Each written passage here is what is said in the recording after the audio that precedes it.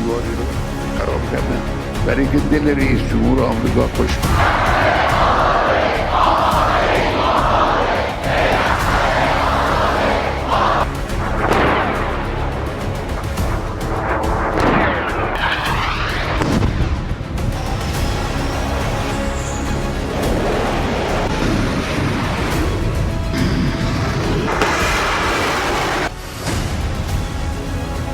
दिन दहाड़े हमले को तैयार ईरान, खामनेई का तख्ता पलट करेंगे ट्रंप। دیواری رو خراب کردن برای اینکه دل رئیس جمهور آمریکا خوش ईरान के सुप्रीम लीडर 86 साल के अली खामनेई ने 18 घंटे पहले तेहरान में जो तेवर ईरान की जोशीली जनता के सामने दिखाए, उसने राष्ट्रपति ट्रंप और प्रधानमंत्री नेतन्याहू के होश उड़ाकर रख दिए। खामनेई ने एक तरफ ईरान में मारे गए हजारों प्रदर्शनकारियों की मौत के लिए जहां ट्रंप को क्रिमिनल तक कह दिया, वहीं खामनेई के सामने ही ईरानी जनता ने फारसी में ही अमेरिका इजराइल का नाश हो, काफिर पाखंडियों का नाश हो जैसे नारे लगाए। 37 साल से ईरान में चल रहे खामनेई के शासन ने दिखा दिया कि अमेरिका और इजराइल चाहे कितने भी मोर्चे ईरान के खिलाफ खोल दें, ईरान चुन चुन कर अपने देश के अंदर और दुश्मनों के घर में घुसकर उसका सफाया कर देगा। ईरान के जंगी तेवर साफ दिखा रहे हैं कि ईरान किसी भी वक्त इजराइल और अमेरिका पर भीषण हमला कर सकता है। खबर तो यहां तक है कि ट्रंप ने जिस तरह से खामनेई के खूनी आरोपों के जवाब में उनके तख्ता पलट का संदेश दिया है, उससे देखकर ऐसा लगने लगा है कि 23 जनवरी तक ईरान पर बहुत भीषण हमला अमेरिका की तरफ से हो सकता है। और इजराइल ने भी ट्रंप से कहा कि ईरान पर हमें हमला इस तरह से करना है कि ईरान एक साथ 2000 मिसाइलों से जबरदस्त पलटवार न कर पाए। इधर खबर यह है कि ईरान को अमेरिका और इजराइल के भीषण हमलों से बचाने के लिए अब रूस और चीन ने भी एड़ी चोटी का जोर लगा दिया है। लेकिन इस पूरे बदलते घटनाक्रम की शुरुआत हम करते हैं अमेरिका के राष्ट्रपति ट्रंप और ईरान के सुप्रीम लीडर अली खामनेई के उन तेवरों से जो चीख चीख कर कह रहे हैं कि जंग तो होकर रहेगी। جایی دیگه یه مش تخریبگر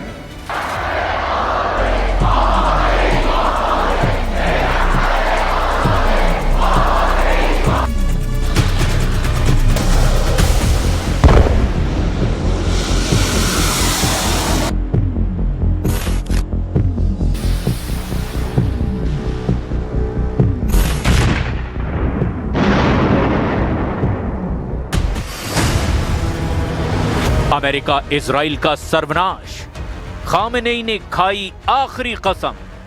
خودشون رو خراب کردن. مثلا فرض کنید فلان ساختمان دیواری رو خراب کردن برای اینکه دل رئیس جمهور آمریکا خوش بیاد.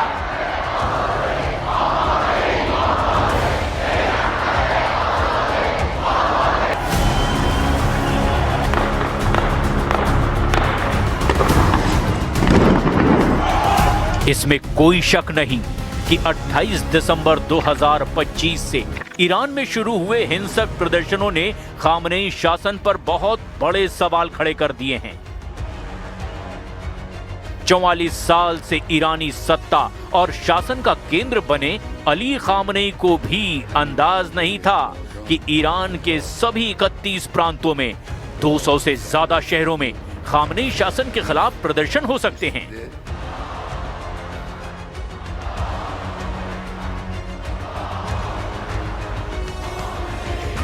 IRGC का हिंदी में पूरा नाम इस्लामी क्रांतिकारी गार्ड कोर यानी इस्लामिक रिवोल्यूशनरी गार्ड कॉर्प्स है।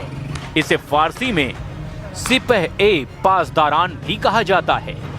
दावा किया जा रहा है कि इसने बेरहमी से प्रदर्शनकारियों को कुचल डाला है।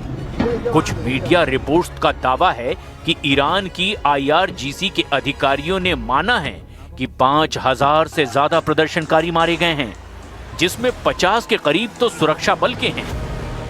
द संडे टाइम्स की एक रिपोर्ट के मुताबिक ईरान के भीतर डॉक्टरों के एक नेटवर्क ने अनुमान लगाया कि मौतों का आंकड़ा 16,000 से 18,000 तक जा चुका है। ऐसे हालात में खामनेई शासन के खिलाफ अमेरिका और इजराइल ने हमले क्यों नहीं किए, वो भी एक बड़ा सवाल है। लेकिन कुछ रिपोर्ट्स में दावा किया गया कि ईरान ने अपने जंगी तेवरों से अमेरिका और इजराइल को बैकफुट पर धकेल दिया। इजराइल इसीलिए भी ईरान पर हमला करने से डरा हुआ है क्योंकि जून 2025 में 12 दिन के युद्ध में ईरान ने 17 जून से लेकर 24 जून के बीच इजराइल पर इतना घातक पलटवार किया कि उन ईरान की कातिलाना मिसाइलों की काट अब इजराइल को अपने पास नहीं दिखाई दे रही। वो तो ट्रंप ने आखिरी वक्त पर ईरान पर दबाव डालकर युद्ध रुकवा दिया, वरना इजराइल की राजधानी तेल अवीव का हाल भी गाजा जैसा हो जाता। और यही वजह है कि ईरान के सुप्रीम लीडर अली खामनेई ने दहाड़ते हुए राष्ट्रपति ट्रंप पर ऐसा हमला किया कि ट्रंप भी सकपका गए। अब मजबूरी में ट्रंप भी ईरान के सुप्रीम लीडर पर तीखे हमले कर रहे हैं। जरा दो तस्वीरों के जरिए देखिए कि कैसे दोनों एक दूसरे पर अब वार पलटवार कर रहे हैं। मुजरिम می‌دانیم هم به خاطر تلفات هم به خاطر خسارات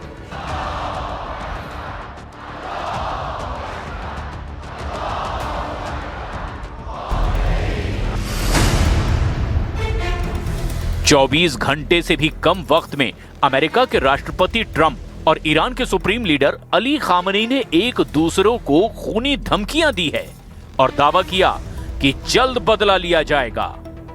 राष्ट्रपति ट्रंप ने जहां 86 साल के सुप्रीम लीडर अली खामनेई को ईरान का बीमार और सनकी शासक बताया, तो वहीं अली खामनेई ने ईरान में खूनी प्रदर्शनों के लिए ट्रंप को साजिश करता और खूनी अपराधी बता दिया है। ट्रंप ने खामनेई को एक बीमार व्यक्ति कहा और आरोप लगाया कि वो अपने ही लोगों का नरसंहार कर रहे हैं। ट्रंप ने कहा, नेतृत्व सम्मान से होता है, डर और मौत से नहीं।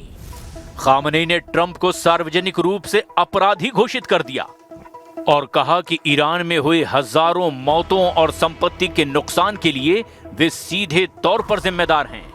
खामनेई ने आरोप लगाया कि ट्रंप व्यक्तिगत रूप से ईरान के आंतरिक मामलों में दखल दे रहे हैं और प्रदर्शनकारियों को हथियार और सैन्य समर्थन का लालच देकर उकसा रहे हैं। खामनेई ने कहा कि ट्रंप ईरानियों को अपमानित कर रहे हैं और हिंसक दंगाइयों को ईरान की जनता बताकर दुनिया को गुमराह कर रहे हैं।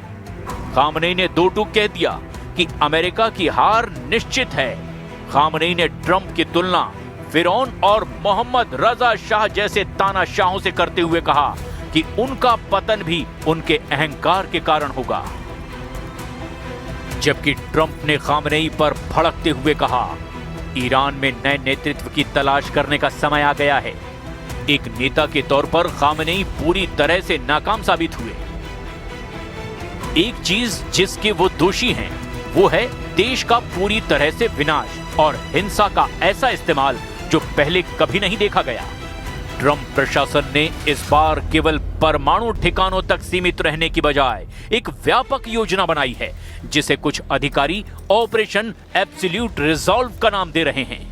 पहले चरण में ईरान की वायु रक्षा यानी एयर डिफेंस और संचार केंद्रों को नष्ट करना, दूसरे चरण में सरकारी इमारतों और IRGC यानी रिवोल्यूशनरी गार्ड्स के मुख्यालयों को निशाना बनाना। ट्रंप ने संकेत दिया कि इस बार सर्जिकल स्ट्राइक के जरिए ईरान के शीर्ष नेतृत्व को भी निशाना बनाया जा सकता है ताकि सत्ता पलट की राह आसान हो सके। जून 2025 के ऑपरेशन मिडनाइट हैमर की तरह ही अमेरिका फिर से 30,000 पाउंड के बंकर बस्टर बमों का इस्तेमाल कर सकता है ताकि ईरान की जमीन के नीचे छिपी परमाणु प्रयोगशालाओं को खत्म किया जा सके। कुछ रिपोर्ट्स के मुताबिक पेंटागन ने ट्रंप को कई विकल्प दिए हैं, जिनमें B-52 बॉम्बर से हवाई हमले, फारस की खाड़ी से क्रूज मिसाइल दागना और स्पेशल फोर्सेस के गुप्त मिशन भी शामिल हैं। इसीलिए कुछ रिपोर्ट्स में दावा किया गया कि अगर अमेरिका नौसेना का युद्धपोत USS अब्राहम लिंकन पूरे लाव लश्कर के साथ ओमान की खाड़ी या अरब सागर में 23 जनवरी तक पहुंच गया तो ईरान पर बड़े भीषण हमले हो सकते हैं। ट्रंप ने हाल ही में संकेत दिया कि वो अब कम घातक हमलों की बजाय भीषण स्ट्राइक पर विचार कर रहे हैं। इधर ईरान भी रूस और चीन के दम पर अब आर पार की जंग करने को तैयार है। खबर तो ये है कि रूस ने ईरान को अपनी Ghibli radar jamming pod electric warfare तकनीक भी दे दी है, जो इजरायली रडार और मिसाइल गाइडिंग सिस्टम को भी जाम करने में सक्षम है। रिपोर्ट्स का दावा है कि Ghibli radar jamming pod America और इजराइल के हमलों के दौरान कवच का काम करेगा। रिपोर्ट के मुताबिक जनवरी 2026 के मध्य में चीन के भारी मालवाहक विमानों जैसे Y-20 ने ईरान के नो फ्लाई जोन के बीच तेहरान में इन मिसाइल बैटरियों की डिलीवरी भी की है। नए HQ-9B सिस्टम को मुख्य रूप से तेहरान और ईरान के परमाणु ठिकानों के चारों ओर तैनात किया जा रहा है, ताकि अमेरिकी बंकर बस्टर बमों और स्टेल्थ विमानों जैसे F-35 को रोका जा सके। जनवरी 2026 की शुरुआती रिपोर्ट के मुताबिक रूसी भारी परिवहन विमान AN-124 तेहरान में उतरे हैं। सैन्य विशेषज्ञों का मानना है कि इसमें S-400 की नई यूनिट्स थी। ये सिस्टम इजराइल के F-35 स्टील्थ विमानों को ट्रैक करने और उन्हें मार गिराने में भी सक्षम है। इसे ईरान के नतांज परमाणु केंद्र के पास तैनात किए जाने की खबर है।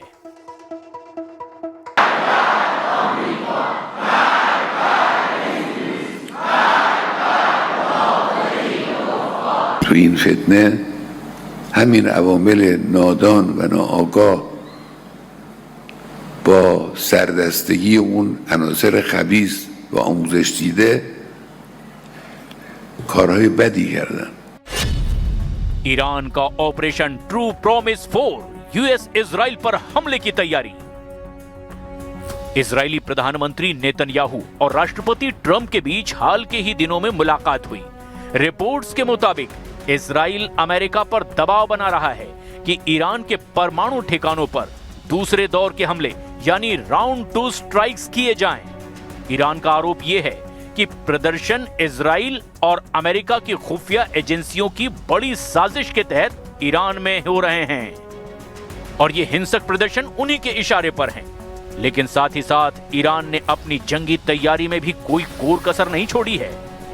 आप जरा देखिए, ईरान का ऑपरेशन ट्रू प्रॉमिस 4 अगर इजराइल और अमेरिका के खिलाफ होता है तो ईरान कौन कौन से मिसाइल और हथियारों का इस्तेमाल कर सकता है।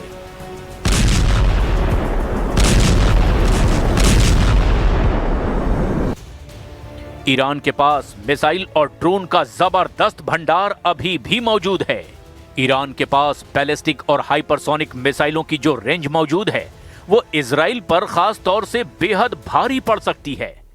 ईरान के पास मध्य पूर्व में मिसाइलों का सबसे बड़ा और सबसे ज्यादा वैरायटी वाली मिसाइलों का जखीरा है। ताजा अनुमानों के मुताबिक ईरान के पास 3000 से ज्यादा बैलिस्टिक मिसाइलें हैं। हाइपरसोनिक मिसाइल फतह 1 और फतह 2 मिसाइलें हैं। ये ईरान के सबसे आधुनिक हथियार हैं। इनकी गति ध्वनि की गति से भी 13 से 15 गुना ज्यादा है, यानी मैक 13 से लेकर मैक 15 तक है, जिसे इजराइल का मौजूदा कोई भी एयर डिफेंस सिस्टम आसानी से नहीं रोक पाएगा।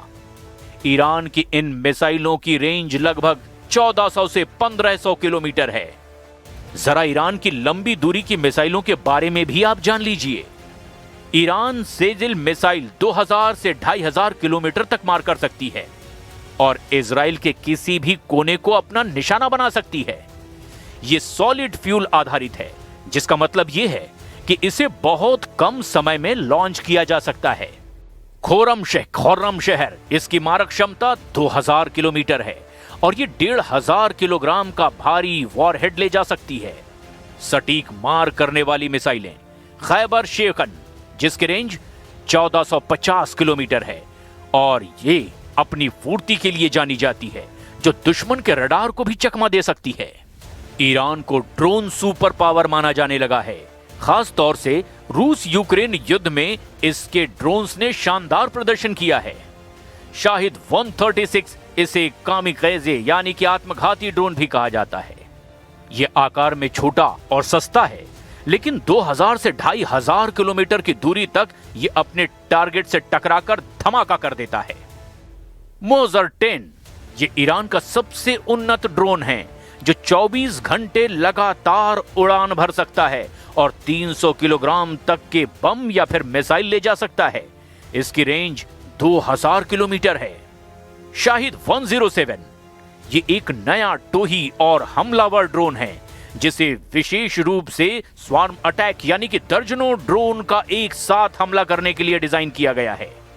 ईरान की क्रूज मिसाइलें पावे बेहद खतरनाक मानी जाती हैं, जो 1650 किलोमीटर तक मार कर सकती है और बहुत कम ऊंचाई पर उड़कर रडार से बच भी सकती है। ईरान का सुपर कैविटेटिंग टॉर्पीडो हूट पानी के नीचे 360 किलोमीटर प्रति घंटे की रफ्तार से चलता है, जो दुनिया के किसी भी युद्धपोत के लिए बहुत बड़ा खतरा है। ईरान ने अपना खुद का पावर 373 विकसित किया है और दावा है कि यह रूस के S-300 से भी बेहतर है। We are engaged in a full-scale war. Right now, the enemy has placed most of its hopes on knocking us down through economic pressure. You cannot conquer a nation with bombs, fighter jets, or missiles. To defeat us, they would have to come and face us on the ground. And if they were to confront this nation on the ground, if we remain determined, united, and committed to working together to make our country proud, it would be impossible for them to bring Iran to its knees. अब देखना ये होगा कि अगले 24 घंटे से 48 घंटे के अंदर ईरान और अमेरिका इजराइल के हमलों से निपटने के लिए आखिर क्या-क्या करते हैं। ईरान के राष्ट्रपति ने बहुत बड़ी चेतावनी जारी की है। मसूद पजेश्कियन ने कहा कि अगर ईरान के सर्वोच्च नेता अली खामनेई पर हमला हुआ तो फिर ऐसा युद्ध शुरू होगा जो खत्म नहीं होगा और हर मोर्चे पर लड़ा जाएगा और दुश्मन को फिर पूरी तरह से खत्म करने के लिए इस जंग को लड़ा जाएगा। ईरान के राष्ट्रपति ने यह चेतावनी ऐसे वक्त में दी जब ईरान में तख्ता पलट करने की कोशिशें हो रही है और इजराइल के साथ अमेरिका भी चाहता है कि वहां सत्ता बदल दी जाए।